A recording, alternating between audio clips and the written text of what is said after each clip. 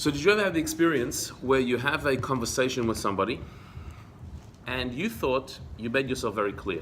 You explained your position, you told them exactly how you feel, and you eloquently, specifically, with very clear instruction and expression, you have placed on the table your feelings about something.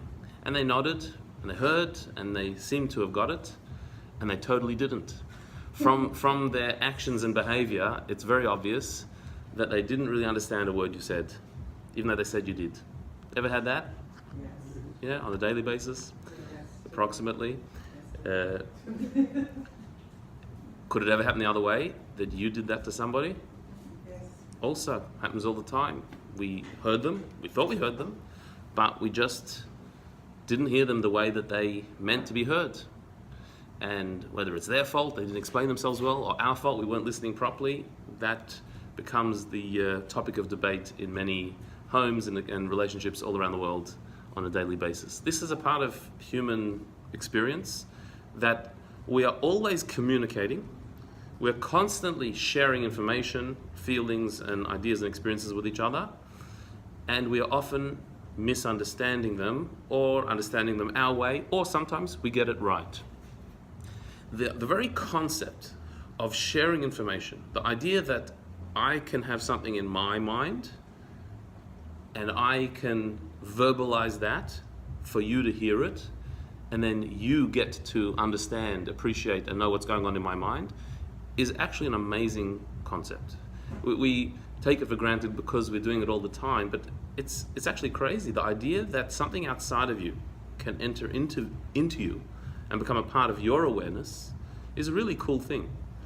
It's like vision, you know, when you think about vision, the idea that there's these things around me in the room and my eyes are taking in the picture and creating a vision in my mind of what's outside of me, and I'm interpreting and receiving the information from around me, is really baffling. And when you think about it a little bit, when you actually spend a bit of time thinking in it, it starts to baffle your mind. Is it real? What I'm seeing, like you're sitting over there and I'm looking at you, but am I really looking at you? Do I actually see you? Like, how does that happen? How does something outside of me go into my head? That's with vision. But with a concept, with an idea, with a thought, the same thing happens. You've got a thought, you verbalize it, and it enters my mind, and I process that information and gain some knowledge from you. That is even more fascinating and amazing, even more than vision in a way, because it's totally abstract. It's not even a thing. It's just an idea. And so the fact that any idea could come from your mind into my mind, and I get it right, that's already quite amazing. That I get it wrong shouldn't be so surprising. That I get it right is really amazing. And so as we sit here and have this discussion, we're doing this over and over again. That in this point I'm speaking and you're listening, and what I'm saying is sparking in your mind ideas, planting thoughts in your mind that you can then go away with. How that process works is a fascinating topic that the Kabbalah has spent a lot of time fine-tuning to understand the process of intellectualization, of how does an idea go from one person to another, and how do we sometimes interpret or misinterpret those ideas. And a lot of it will be dependent on our personality, our mindset, the type of mind or brain that we have and the way it works. And so what we're going to have a look at this evening are the intellectual faculties of the brain as they're described in Kabbalistic writings, how our brain works, how we take in information, and then the different types of brain powers that we have, and the different type of people who have powers in different ways. My wife was having a conversation with somebody just today, a mother of a child who was very gifted seemingly when he was very young. He taught himself how to read at age 4, which is unusual. No one had taught him, he just taught himself how to read, either by listening to stories and watching the words. He'd figured out the sounds of the letters, and he had started reading himself at age 4.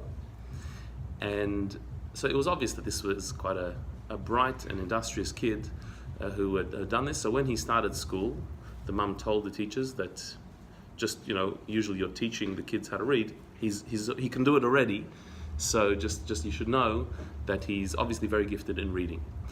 And she was expecting that with such a gift and such curiosity and such self-motivation to teach himself to read, this kid is going to be a reader.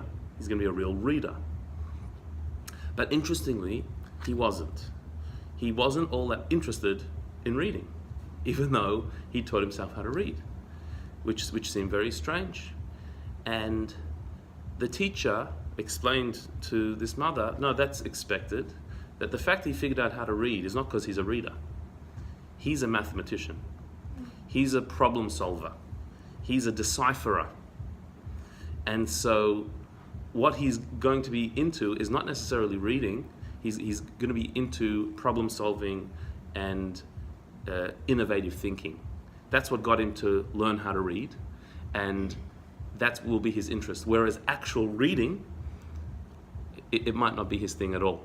And indeed, that's what's played out, that he's not such a reader.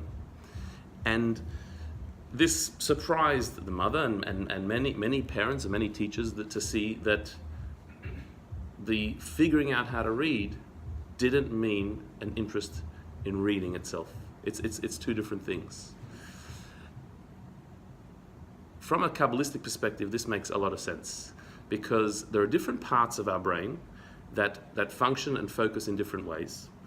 And the power of reading, as opposed to comprehension of reading, are two different things. Reading the letters, figuring out what the letters are, or understanding what the letters say is two very different parts of the brain. And somebody who has a natural tendency towards one, may not have particularly a tendency to the other. The ability for the other, but not the tendency, and this child illustrated that. We'll see what that means by exploring the different parts of the brain and how they work. The Kabbalah describes our brain as having three parts generally, three intellectual faculties. We're not here specifically talking about areas in the brain. We can connect it to the physical areas of the brain, but here we're talking more about the faculties, the powers of the brain. And the three intellectual faculties are named in Kabbalistic writings Chochma, Bina and Daat in Hebrew terminology. Translated literally, Chochma means wisdom, Bina, understanding, and Daat, knowledge. Wisdom, understanding, and knowledge. But those translations, like all translations, don't really express fully what it means. Chochma is not just wisdom. A better word for Chochma maybe would be conceptualization. Bina would be comprehension.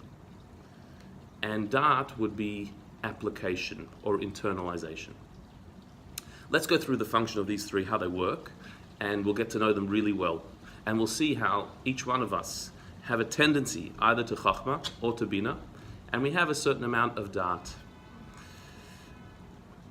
Whenever any information is being shared, whether it be through conversation or through reading, or even through your own thinking, where you're trying to come up with an idea, whenever a new idea has to land in your brain, there's a certain point of impact.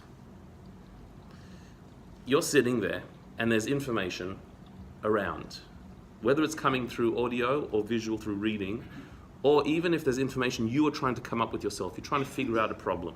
There's a certain point where a new idea lands in your brain.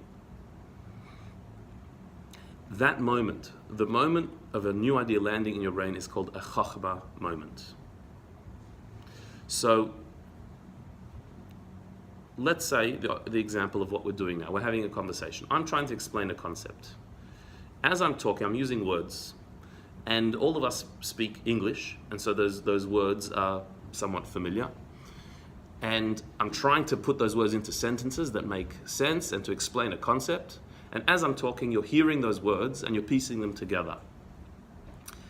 The hope is that through piecing those words together, a concept starts to land in your brain. No one word that I say is doing that. It's the conglomerate of all of those words, sentences, and I might repeat myself or say the same thing in different ways, which is repeating yourself, or trying to allow the concept to rest in your brain.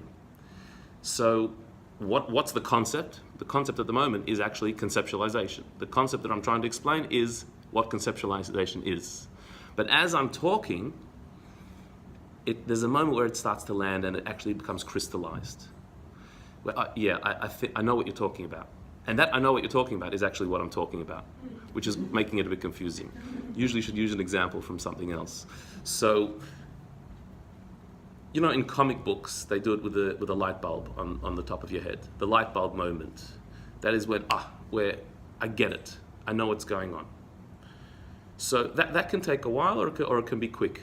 There are some concepts that take a while. You can hear somebody talking about a concept.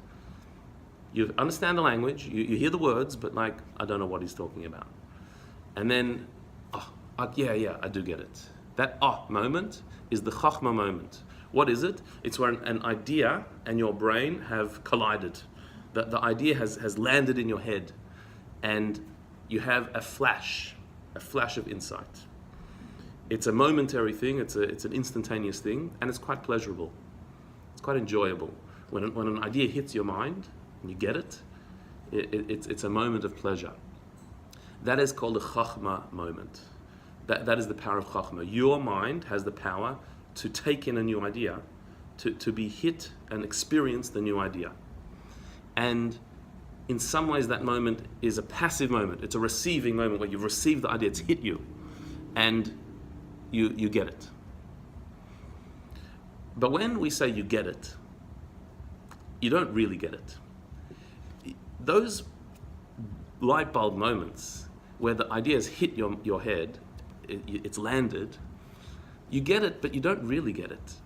You have to grab the idea and start to unpack it, unravel it, put it into words, let it sink into your head to really get it. Like if somebody would interrupt you at the moment of the flash of the bulb, where the light bulb goes off and you get it. If somebody would then interrupt you with something else, or your phone would ring, so then you'd lose it. And you'd have to go back and say, 1 second, what was the idea? And you've actually lost it. Because you didn't really have it yet. The flash is where the idea has landed, it's exploded in your mind, but it hasn't yet become a part of your mind, it hasn't become yours. For that you need the second intellectual faculty called Bina, comprehension. And that is where your mind grabs onto that flash, that idea, and starts to put it into words that are your words. Starts to give it body, give the idea body, to unpack it, to unravel it. That point of insight has to then be expanded into a fully fledged idea that can rest in your head and that you can relate to, you fully understand it.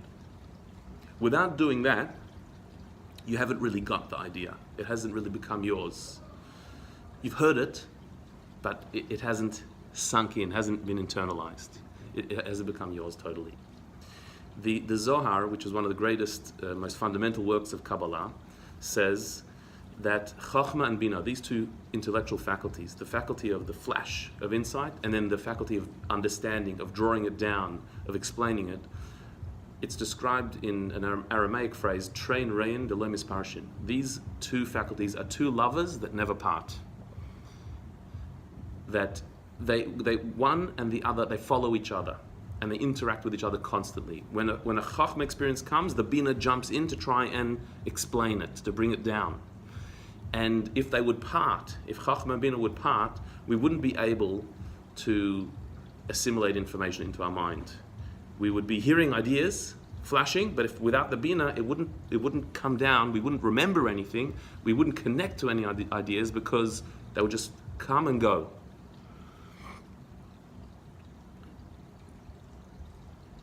It sometimes does happen that way, that we have a Chochma experience, but the Bina doesn't fully kick in. Like if we were interrupted. If we're interrupted in our thought process, so then we don't fully process the information and we forget it. It doesn't really last.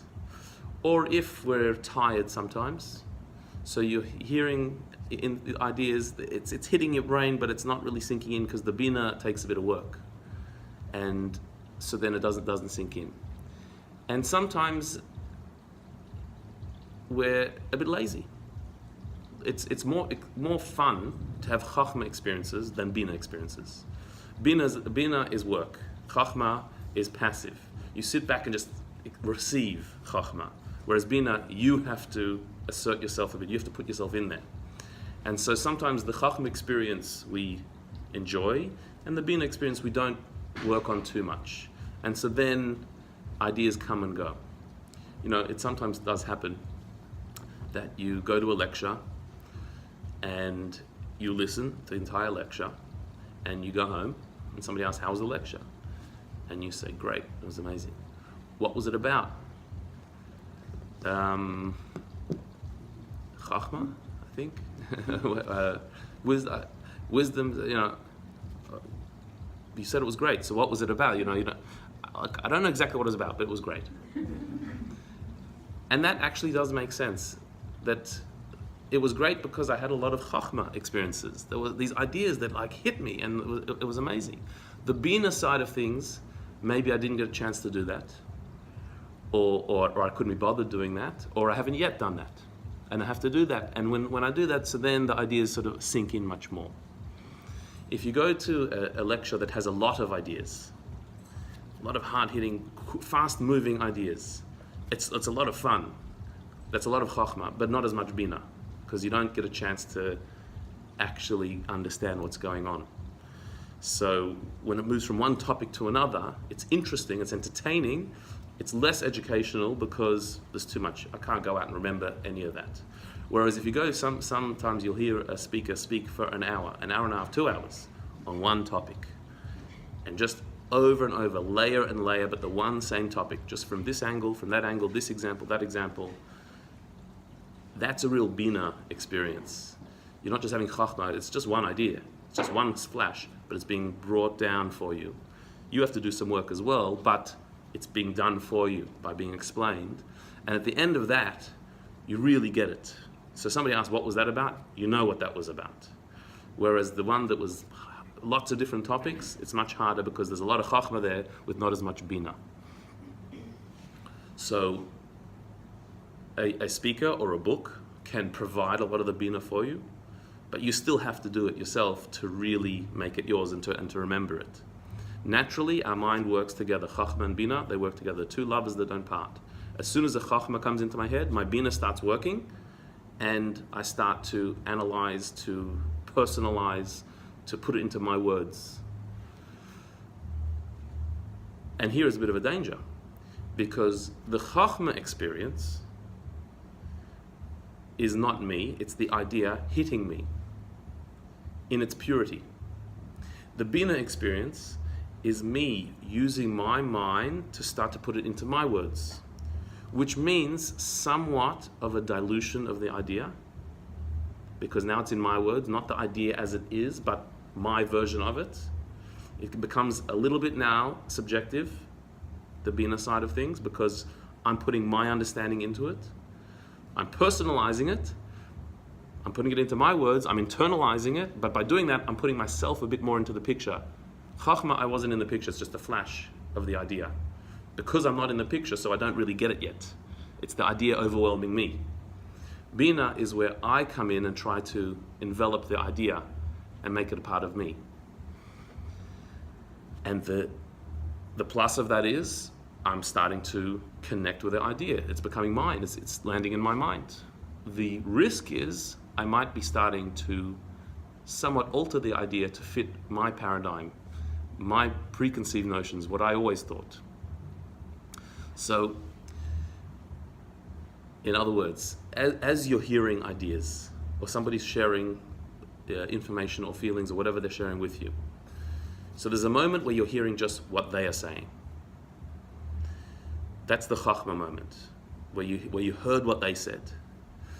The Bina moment is where now you're starting to interpret what they said. You're starting to put it into your mindset, into your past experience, into your way of understanding things, which is good, because then you're relating to it. But the risk is maybe you're shifting, you're altering it, you're interpreting it in your way, not in their way. So there are some people who you can't tell anything new to them. You can't teach them anything because they know everything. I think it's called a know-it-all, right? That anything you say, they know already.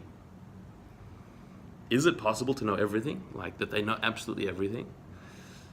Or is it that anything you say, they will connect it immediately to something they already know, and that's how they'll understand it. So it doesn't matter what you say to them. Yeah, no. But do you know? But did you hear what I said? Or you're just connecting to what you already know. Whereas there are some people who are so open to new ideas and so open to learning new things. Being open to learning new things means opening your chochma, letting new ideas come in. Whereas somebody who's a know-it-all, their chochma is just an accessory for their bina, meaning it goes straight from chochma straight to bina without letting the idea sink in for what it is. It's already being interpreted in the way they see it. So, in other words, you can have somebody who errs towards chochma or somebody who errs towards bina. Each person, with our mindset, we have a little bit of a tendency one way or the other. A more chochma person will be open to new ideas and get them for what they are. A more bina person will be less open to new ideas because they're always applying it to their previous knowledge. And so they may miss out on what the new idea is. On the other hand, the Chochma person is so into new ideas, is not always giving time to internalize those ideas, to break it down.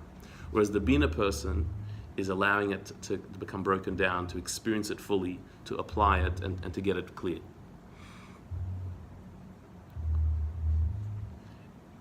When the Zohar says that these two never part, we all have both of them. Whether you're a Chochma person or a Bina person, whether your mind tends towards Chochma or towards Bina, you all definitely have both, because they work together in a healthy mind, in a mind that is working and functioning. If God forbid somebody has some type of accident that affects their brain, it's possible for a blockage to be created between Chochma and Bina, between taking in the information and interpreting the information. One of the tests that they do on people who have suffered some type of trauma in the brain is to see if their Chochma and Bina are working together. They may not use those terms, but that's what they're doing.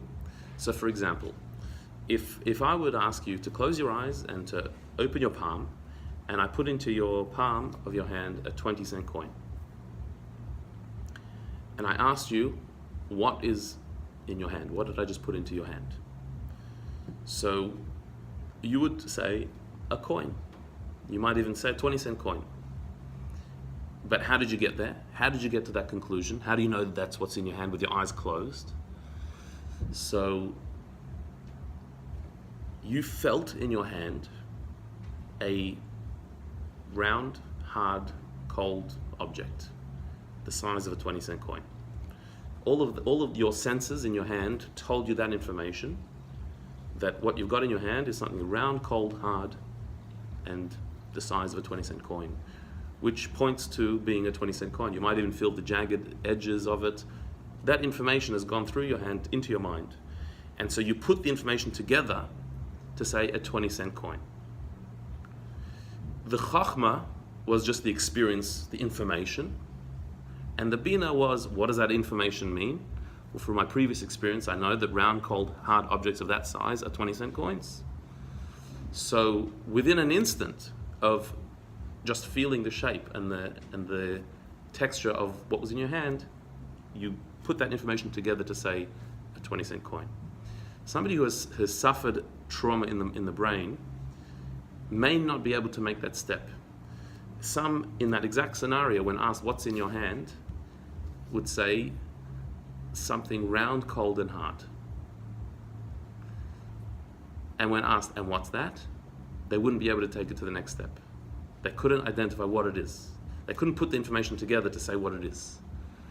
They're having the Chochma, the information is reaching their mind, but the ability to process that information, to understand what that is, they weren't able to do. That is the separation of Chochma and Bina, which only would happen in an injury, because the brain naturally goes from one to the other.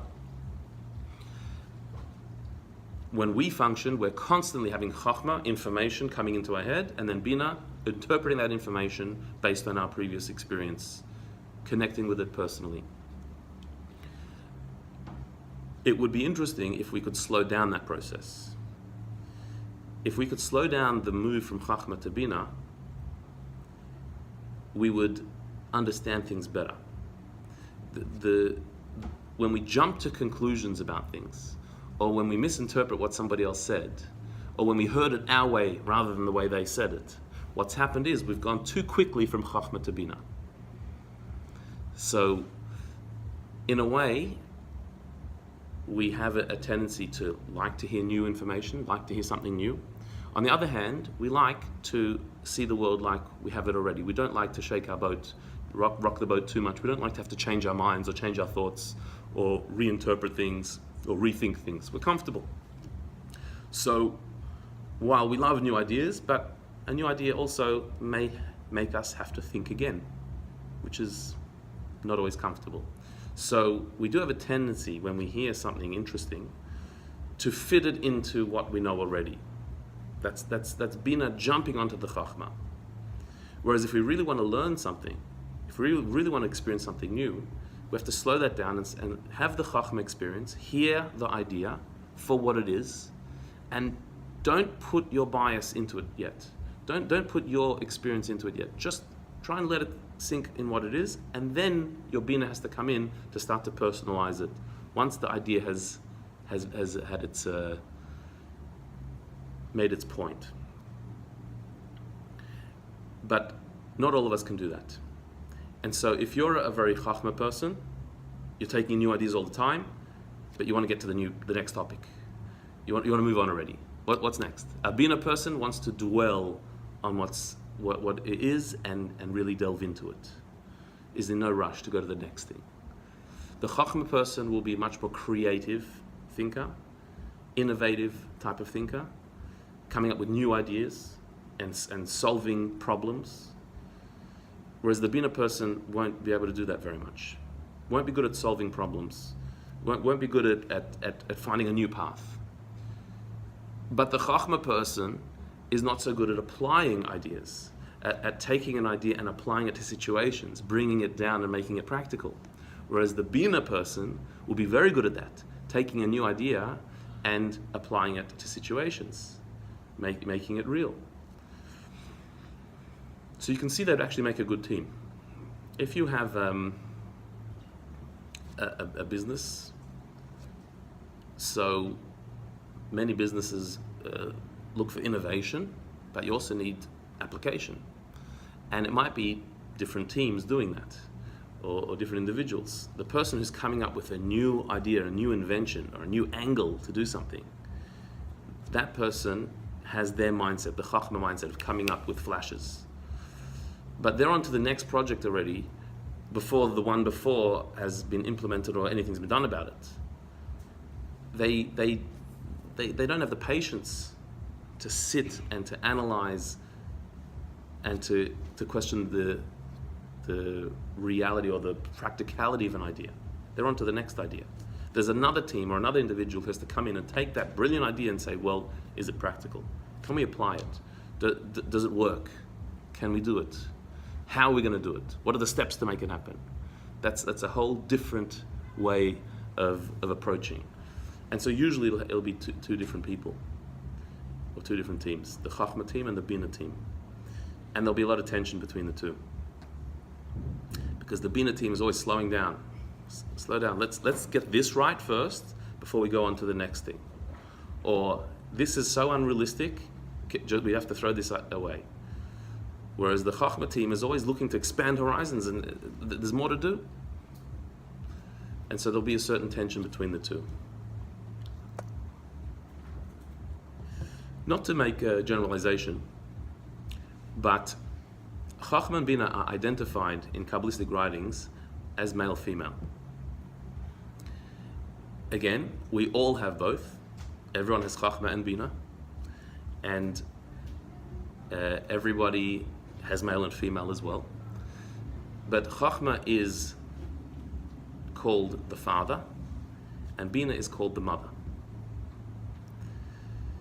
Because in the production of life, the father's contribution is a Chochma flash, instantaneous flash. The mother's contribution is a process of development. And so, just like in the production of life, it works that way, so it's in the production of an idea, of a concept. So there's the conception moment, which is where the father participates, and then there's the developmental process, which the father's remote from. It's going on within the mother. Does this mean that men are more Chachma and women are more Bina? Maybe, maybe not. Are there more innovative thinkers that are men, more practical thinkers that are women? Maybe, maybe not. We can look around and see. It's certainly not limiting anybody to either, but masculine energy is more dramatic in its energy. Feminine energy is more internalized and nurturing in its power. It does say in the Talmud, Bina yetera nitna b'isha, that women were given extra bina, extra understanding, extra insight. The feminine insight, that a sense of what can be. But certainly, we both have both. And each person will have strengths in a certain area and more than others. But then there's a third intellectual faculty.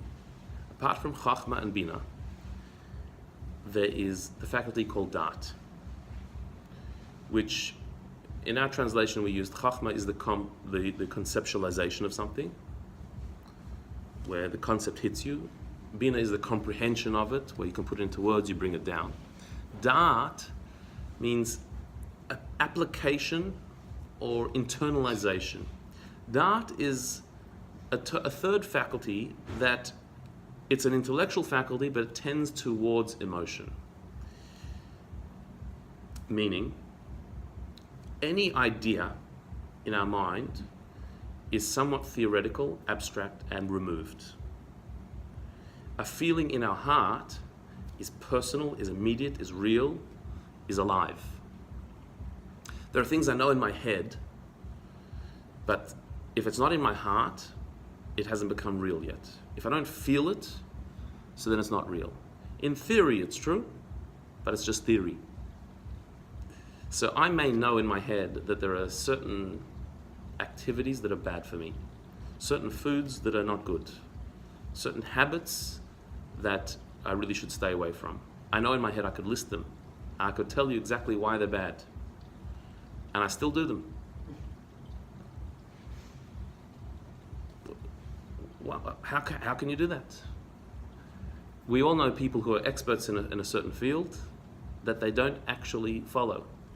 A doctor who eats unhealthily or smokes, but they see people on a daily basis, they know exactly what the result is from that, and they still do it. How could it be? Because they know the information in the world of theory, they can quote it, and they can tell you the statistics, but what?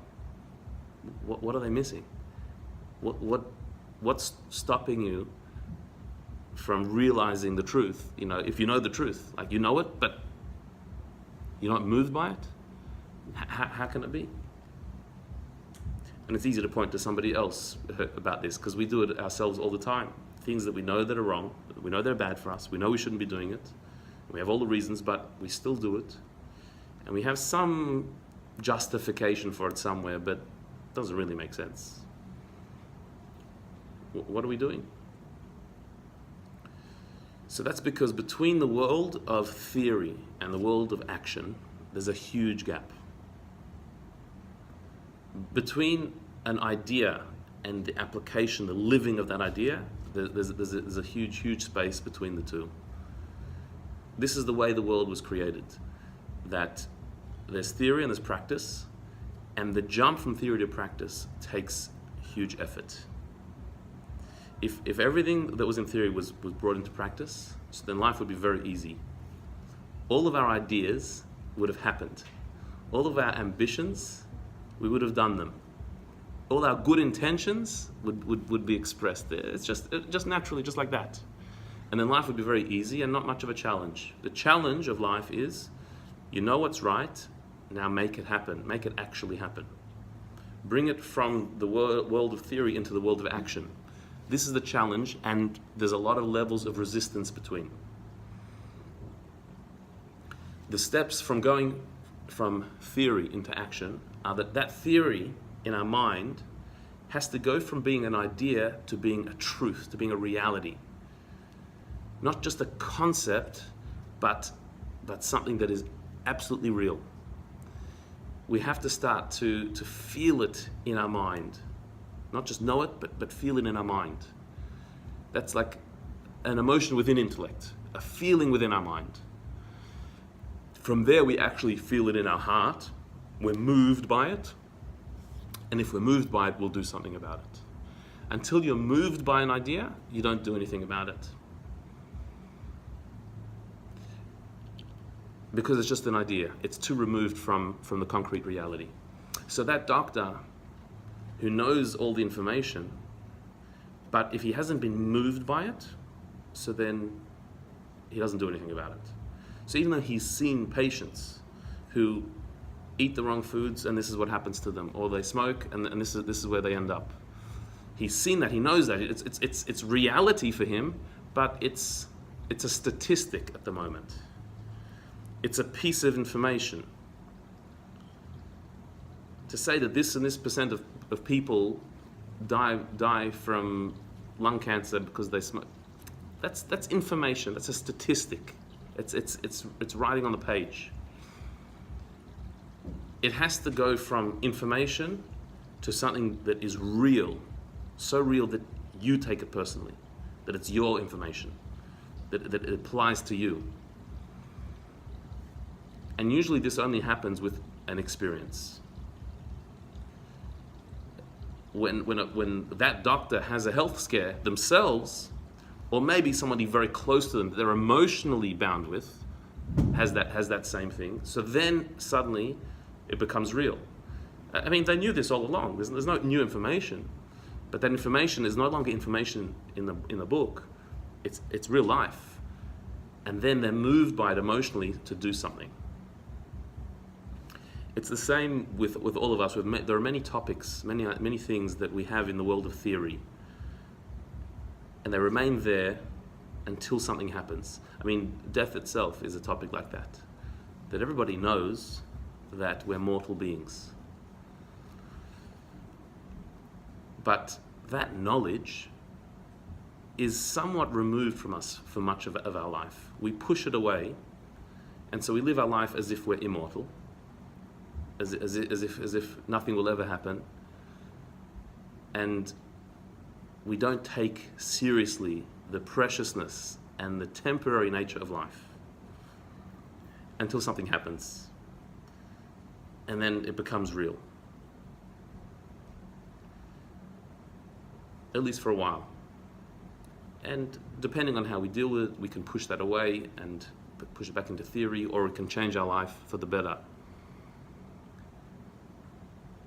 But sometimes it's experiencing tragedy that actually makes life so real that we live it properly. We really appreciate it because we feel it. We know already that now it's become real. The key that opens up an idea to become emotionally true and therefore a reality is that third intellectual faculty called Daat. Daat is where, in our mind, we take a concept and we make it real.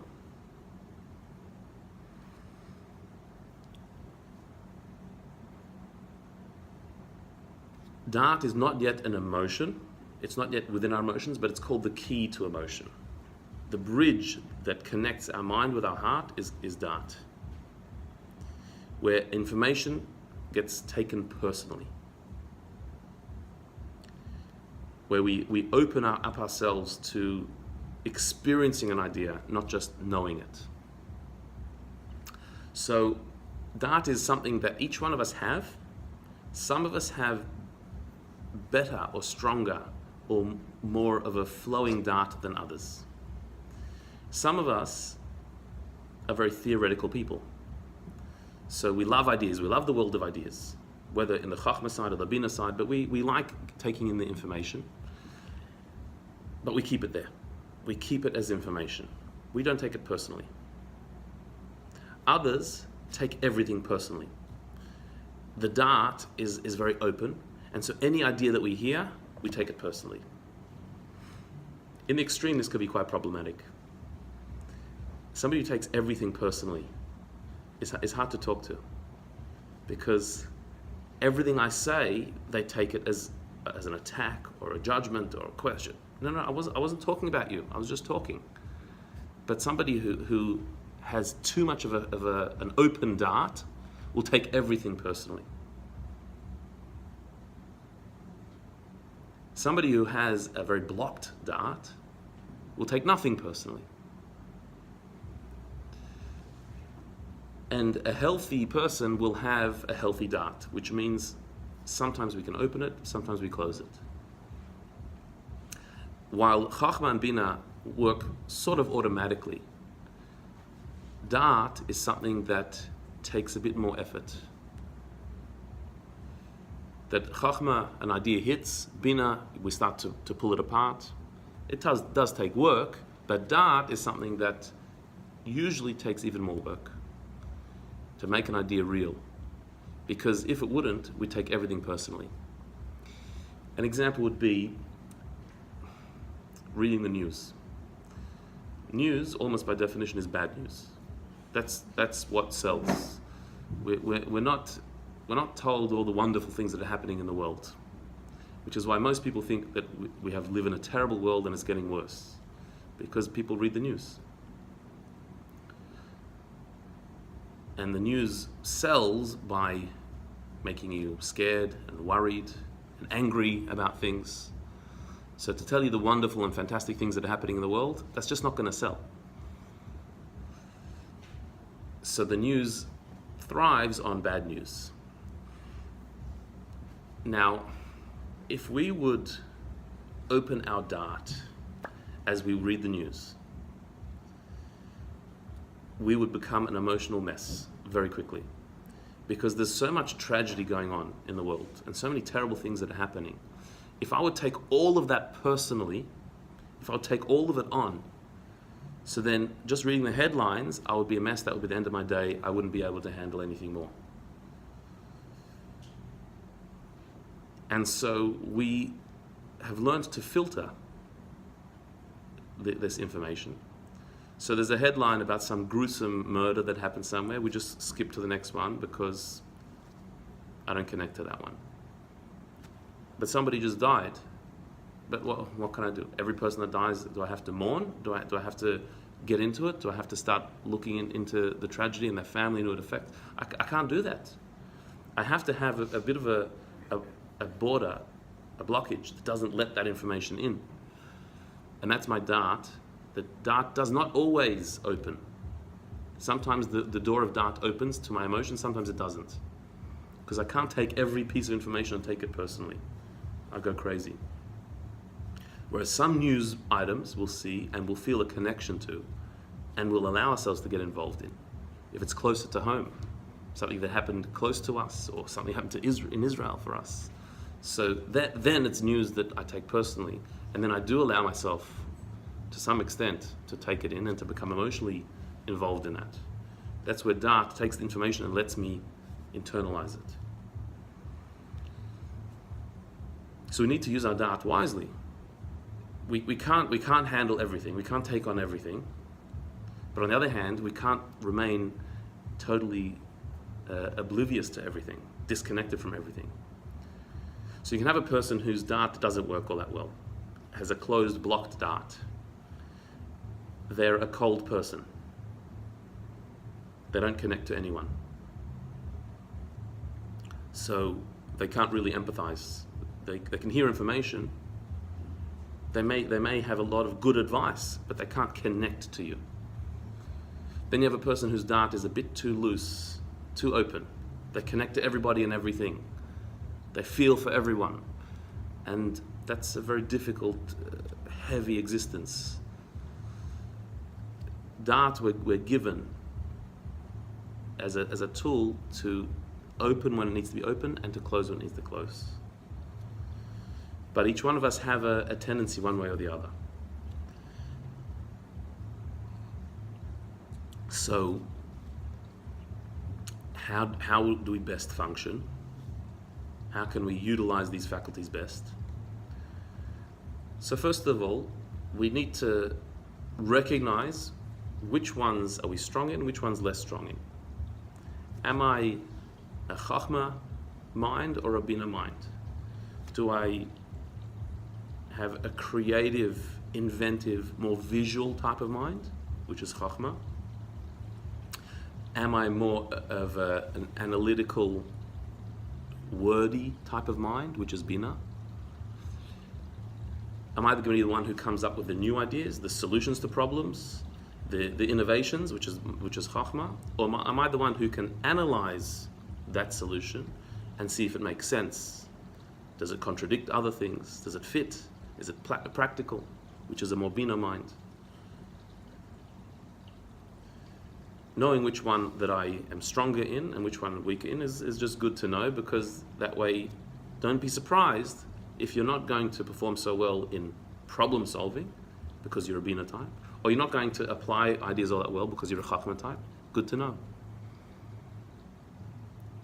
Even if I'm not so strong in one, could I work on it? I certainly could work on it a bit. I may not become a Bina person if I'm a Chochma person, or a Chochma person if I'm a Bina person, but I can work on the one that I'm not so strong at. So if I'm a very Chochma type of person, that's good, but you need to work on a bit more Bina as well. Meaning, to not just superficially hear ideas, but to actually interpret, let it sink in, give it time. Because if I'm always Chochma and I'm never Bina, so I'm hearing things but I'm not taking it in, so I'm not going to remember it. I can't, it doesn't become a part of me. So if I find myself, somebody's explaining themselves to me, they're telling me about their day or what they're going through. Yeah, okay, I got it. Hang on a minute, listen to them a bit more. Don't think you got it so quickly. Listen a bit further. On the other hand, a Bina person sometimes is going too much into Bina. You're listening, but you're listening in your words. You're interpreting it in your words. You're putting it into your experience. Did you actually hear what they said? Make sure you're listening to what the other person is saying. And maybe it's different to how you understand. And you do that by asking questions, by clarifying.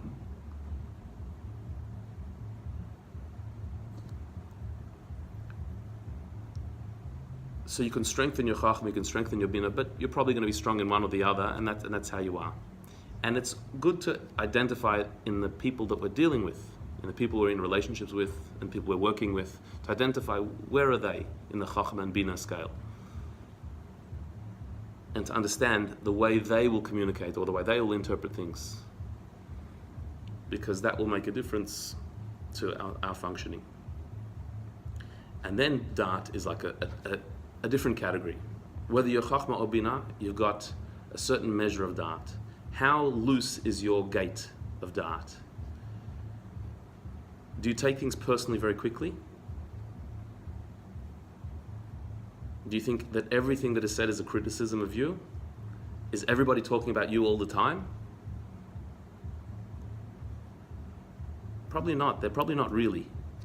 So if you're taking offense at everything, maybe that's your dart that's a little bit too loose. Not everything is about you. And so you have to strengthen that gate a little bit to not take everything personally.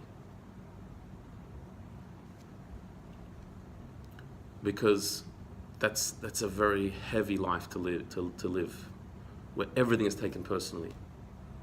And it's very hard to get on with a person that way, because I'm walking on eggshells. Anything I say you take offense to, but I didn't mean that. I didn't mean you in the first place. I wasn't talking about you at all. I'm talking about myself. But because I'm telling you, so you think I'm accusing you. Because it must be about you. No, it's about me. So it's very frustrating with a person whose das is too loose and they take everything personally. We can't just have a conversation without it becoming blown up into an emotional reaction. We need a bit of a stronger dart there. On the other hand, the other extreme, somebody whose dart is very closed, the gate doesn't open, then I can't connect to you ever. Nothing's taken personally.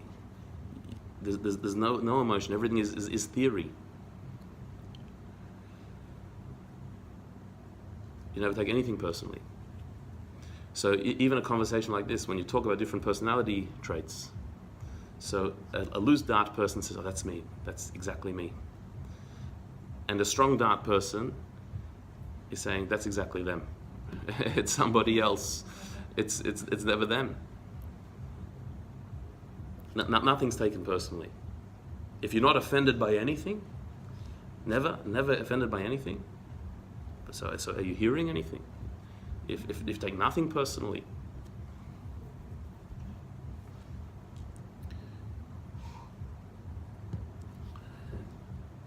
So it's interesting that in our prayers, there's a prayer in the daily prayers in the Siddur, there's a prayer for Chochma Bina and Daat. There's a prayer we ask God to give us Chochma, give us Bina, give us Daat. That God is the one who provides us with our intellectual faculties. And so we ask that we should have the power of Chochma to take in new ideas. We shouldn't be closed off and think that we know it all. We've learnt it all. We've been around so long that there's nothing we can learn new. There's so many new ideas constantly being revealed and being shared. And the openness to those new ideas and the ability to expand our horizons is such a gift. So we pray to God, please give us Chachma, give us that wisdom. We also pray for Bina, that we should be able to take those ideas and really understand them. Not superficially, just like a nice new idea that comes in one ear, out the other. We enjoy the experience of hearing it, but then it doesn't actually become assimilated into our brain. We want Bina to be able to take it in, put it into our own words, to really understand it, to make it ours, to take ownership of the idea, the power of Bina. And we pray for the power of Daat to know when to open the gate and when to keep it closed. When do we need to take in information personally and allow it to move us, so we act on that information, so we feel passionate about it and we do something about it? And when do we need to close the gate and leave that as an idea of theory, but not take it personally?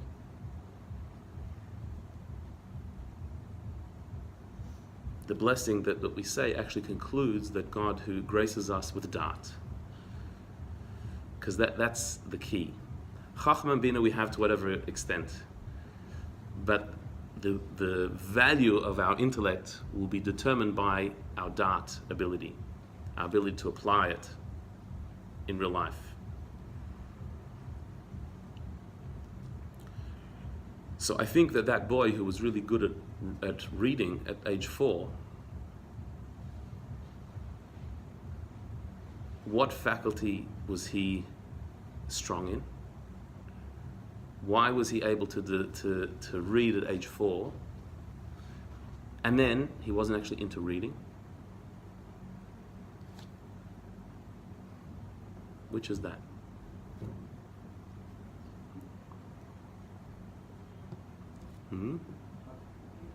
Chachma or Bina?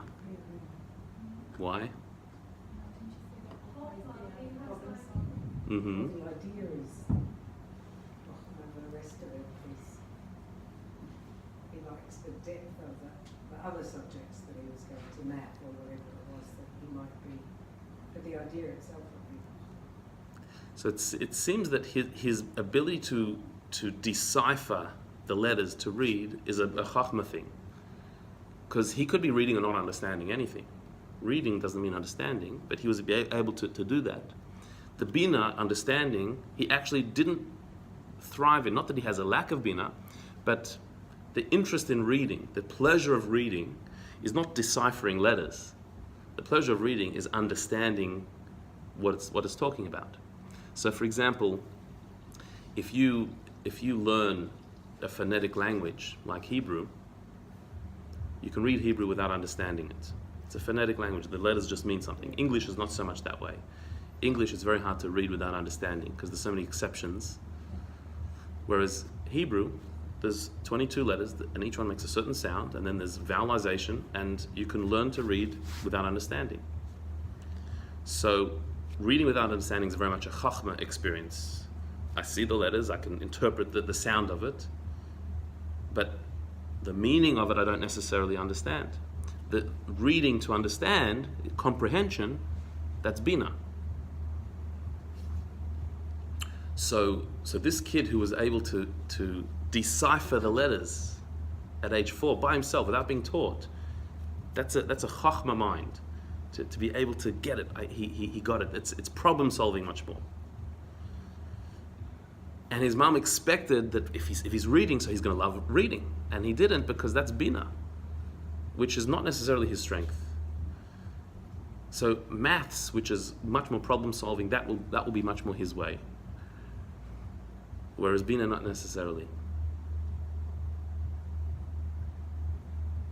So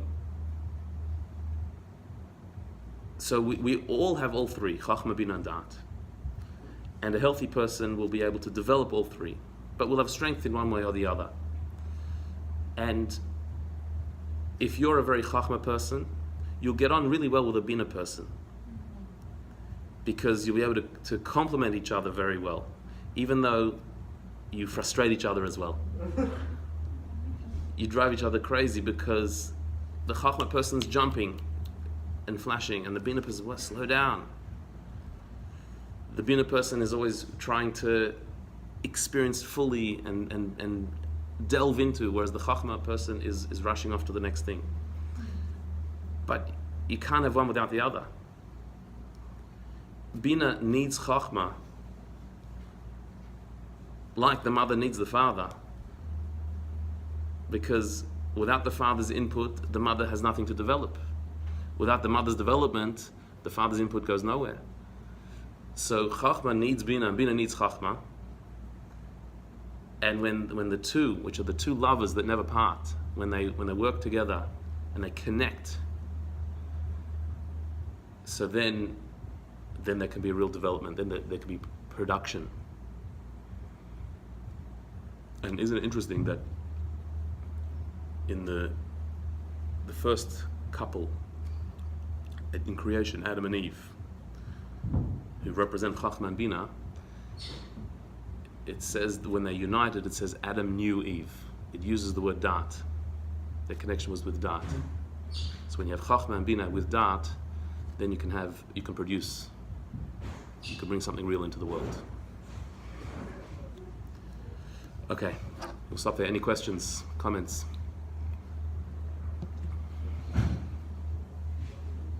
Chochma, Bina, Daat, anything?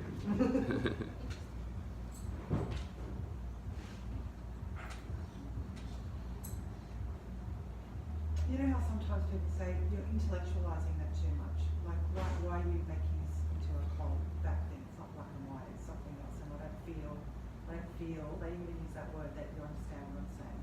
It's not being so intellectual. Yeah. But the problem is that you need to be intellectual to understand, bring it into your heart, like you said, and actually feel for what it is that you're trying to understand. Right. So it's kind of like, maybe what I'm trying to say is, sometimes people misinterpret that, your heart, because they can't actually know your actual heart. Mm-hmm. So Right. you can feel that. Correct. When they start to say that they can feel what you're, feel something about you, how accurate is that? Because it's so esoteric and so abstract. Yeah. So that's a problem that I have with sometimes when I speak to people when they say I feel this and I feel that. It's like, well, how do you know what I really feel? Mm-hmm. Yeah, it's very difficult because each one of us are experiencing it with our own personal bias and experience. We can share. I mean, the power of communication is to try and share what we're going through. And when you said that somebody is overthinking or being over analytical, Bina can do that sometimes. Bina can sometimes go too far. Bina can stray from the point of Chochma. So, in other words, sometimes you say an idea, and the person interprets it their way and strays from where you started, and they miss it, or they go too much into the Bina but don't come back to the Chochma. So the way the Kabbalists describe it is the Bina always has to refer back to Chochma.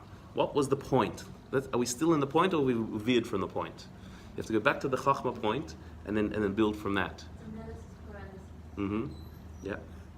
When you're talking about Daat, and you say on the one hand the person thinks everything's about them, and the other they like totally. It would if you wanted to use an English word, would it be self-aware, or and you say you'd have to work on it. What would you be really focusing on working on? I guess it's sensitivity, and in the sense of being very sensitive to everything that's going on. There's obviously a positive sensitivity, and then there's oversensitivity, and I think that's where a loose dart means everything becomes personal. And so slowing down the process of going from intellect to emotion, which is what Daat does, slowing down that step. Before I take this personally, is that actually what's going on? Am I actually being accused or criticized here? Or is somebody just expressing something that's not really about me? Or even if it is about me, is the appropriate response to be upset and defensive about it? Or is this somebody who cares about me, who's pointing something out that I need to know? It's helpful, right? So it's not the emotional response has to slow down. So if I'm walking down the street and there's a big hole in the street and somebody says, "Stop!" and they shout at me, so I say, "Don't speak to me like that." They want to stop me from falling in a hole. So do I take it personally, or do I appreciate what they're doing? So instead of taking the emotional response, hearing where they're coming from. So that's what Daat is, slowing down the emotional response. Can I ask a question just about what you're saying? And I suppose this is just me trying to really understand Daat. And I'm kind of hearing it, I suppose, on two levels. What you're saying on two levels. The idea of understanding an idea, something that, let's say, you read in a book, on the one hand, but then on the other hand, two people in relation. Yes. Right. Yep. So if a person's talking to you, the art, in order to truly understand where a person's coming from, it has to resonate on a felt level. That doesn't necessarily mean that you should completely succumb to their grief and fall to pieces. Right. But you've got to be able to know what it feels like Yeah. on some level, even if you haven't Yes. been through it yourself, to kind of just get that experience. That's how I'm understanding Yes. Daat. Yeah, that's correct. Yeah. So to empathize, Daat opens up the empathy. So the empathy is a feeling, but Daat is what opens up that empathy, where I actually identify with you. I think that would be the right term. So I can hear what you're, if you're sharing with me your experiences, or your frustrations, or whatever it may be, I can hear that information as information. But when I identify with you, that's Daat, and then I can feel for you. And the thing is, you need to switch between intellect and emotion to really help a person. If I totally identify with you and empathize and feel along with you, then I'm in it with you, but I can't help you all that much. But if I completely don't identify with you and are totally aloof from your experience, I also can't help you because I'm too far away. So to help somebody, you have to be able to be in it with them and then be out of it as well. Because I can only advise you if I'm out of it, but I can only really understand you if I'm in it. So it's the skill of sharing that empathy and then being able to be removed as well. But how do you do that? Remove the empathy bit. That takes a lot of exercise. Like, So, well, yeah, you have to be able to step away from a situation. Some you can't. Some things you can't step away from. But those that you can, like I remember when I was 16, I wanted to be a rabbi already then, and I did work experience with a rabbi. And spent most of the time at the photocopy machine and doing nothing, like all work experience. But some experiences I did have, and I went with the rabbi to visit somebody who was mourning. And I was a 16-year-old. I'd never done that before. So I went to a family who had just lost somebody, and this rabbi sat with the family and spoke with them, and they were very distraught. And then we went out and we were walking back to the car, and I was so upset by this experience, and the rabbi said, you have to be able to go into it and be with them, and you have to be able to go out of it, and I have to go back to my family now. And if I go back to my family and I'm now all down because of their loss, so I can't function, and I also can't support them. So I have to be totally with them when I'm with them, and I have to be able to move away from it. That's the helper person, but that's more on a professional level, helping somebody. When it's talking about your own relationships, you can't do that to that extent. You can't be so in it and so out of it. But on a subtle level also, I have to think, I need to empathize with my loved ones, but I also have to be able to help them through it by removing myself as well. And so it's like moving from mind to heart, feeling it, but then going above. And it's not instantaneous. So you have to just know, when I'm in an emotional connection with your situation, I'm not going to give you advice now. I'm just going to be there with you. That's one type of support, being with you in your emotion. But let's not be an advisor at that moment. Let's just be a support. And then when I know that I'm more contained and a bit more removed from it, that's when I can be more give vision, a more objective view. I think when your child injures themselves, then you're like, let's clean that myself. I think it's a back and forth. It's a constant back and forth, right? Mhm. Because you feel thinking about it, but you just have to keep on just attend to the emergency, right? That's right. So if you're in panic mode, you can't help them. Can't help them. So you catch yourself, and then that's your dart coming in and saying, I'm not getting emotional about this now. It'll open later. But now I have to just get into help mode and be above it. But I think, as you say, the most important thing is that it does relate to knowledge. That we cannot have that true knowledge without that emotion. That's right. That's right. And also we can't, to live by our ideals, we need Daat. We have all these ideas and all these things we know are right, but we don't do it. We don't live by it. So by taking those ideas and saying, no, this is real, life is real, it's immediate, I have to do it now. It's truth is truth, and it really is good. And that comes with time. Daat, sometimes it means really contemplating deeply on something, not in a fleeting way. When an idea, like, you focus on it, you meditate on it, it becomes more real, then it engenders an emotion. So if there's something I know I should be doing, so I should think into that. Why should I be doing that? And why is it right? And what's the consequence? And how is it going to help somebody? The more you think into it, then sometimes the Daat starts to take shape and you act on it.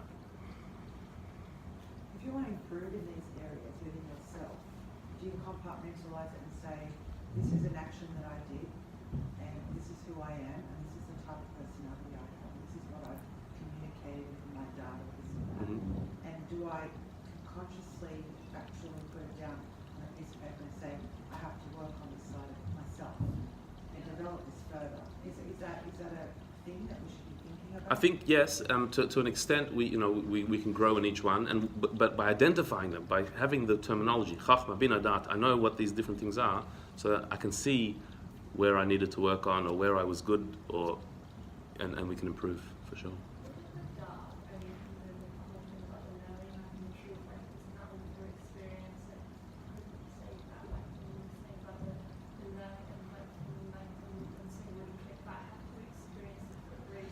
Experience is the quickest way of getting Daat.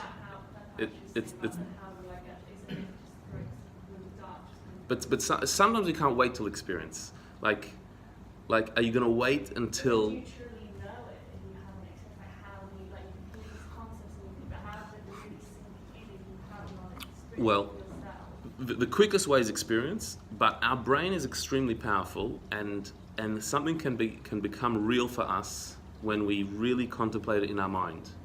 And this is like in Kabbalistic writings, it talks about a form of meditation where you take an idea, a concept that you've studied, and you just marinate in that concept, and you dwell on it, and you look at it from all different angles, till in your mind it becomes so real, because all reality is experienced in our mind. When we have an experience, a physical, external experience, so then it's real, but we can do that with our mind as well. It's much harder work. Much easier to just have the experience. So that doctor who's still smoking and eating the wrong foods doesn't have to wait until he has some medical emergency. He could actually contemplate the information and make it real for him through contemplation. And so with all of our the moral ideals and the things we want to do and the things that we know are right, things we're struggling with, I know I should work on my temper, or I should be more patient, or I have to listen better to my partner, or I have to do more good for people. We know all these, but if we actually stop and think, why should we do it, and what's important, and when are we going to do it if not now, and how long life is, and those type of things, those thoughts make it real, and we could actually act on it. So, I think it's really hard when I think one has a lot of Chochma and Bina to be able to relate to that. Because, when you see these people who are absolute geniuses, but they can't relate to the world around them, it's because their brain is functioning on a level that can't relate to reality. Yes, yeah. There are people who are extremely theoretical people and disconnected from reality. Sheldon. Yeah. And Or- some of them like one particular is autism. Correct. Yeah. Yeah. An ability to connect. So, but that it's an extreme genius is often in that category, and it's not an easy life. I mean, it's not. It's an extreme. Perhaps because they're a genius, they have a different reality. What you call reality is also, where does the belief system fit into it? Well, the question is, are you helping other people or not? Are you impacting other people positively or not? That's so somebody who's totally in the world of theory and not connecting to anybody, they are contributing something to the world, maybe great inventions and ideas, and maybe that's their contribution, but their personal life might be quite difficult, be hard to be their kid or their spouse. They might write a book that may contribute to Correct. more people. Correct. Could be.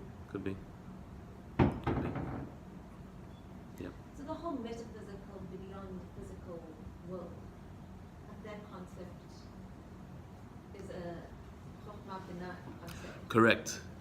And our whole job in this world is to make that real.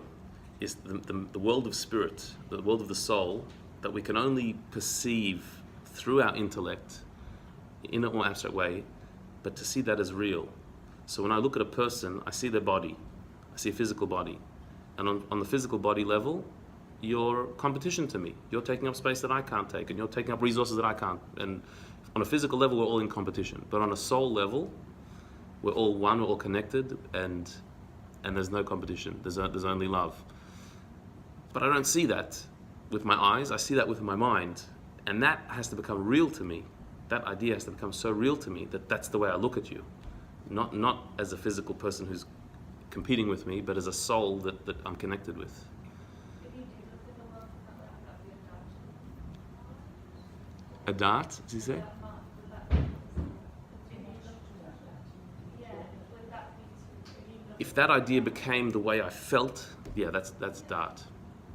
So I might know that, but when it becomes real, when I actually feel, I look at a person, I see a soul, that's when that world has become my reality. So then, Rabbi, when you look at someone and you see their soul, it's very hard to relate to them physically then. Because you see them beyond the physical world. Or Yes. vice versa. It's So, hard but when but people but relate to you purely the idea of Daat is to connect the two. So in other words, if I see you as a soul, then I have to do for you. I have to care for you. Not just look at it that way, but I have to actually do something for you down here. That's applying the idea down in the real world. And that, like I said, that's where the disconnect is. Theory and the actual real world is a big disconnect. And our mission is to bring the two together. So the way I see you in my mind's eye should be the way I behave towards you down here in this world. What's So, the biggest battle in life is reality? yeah. Okay, we better stop there. God willing, we'll continue next week. Thank you. You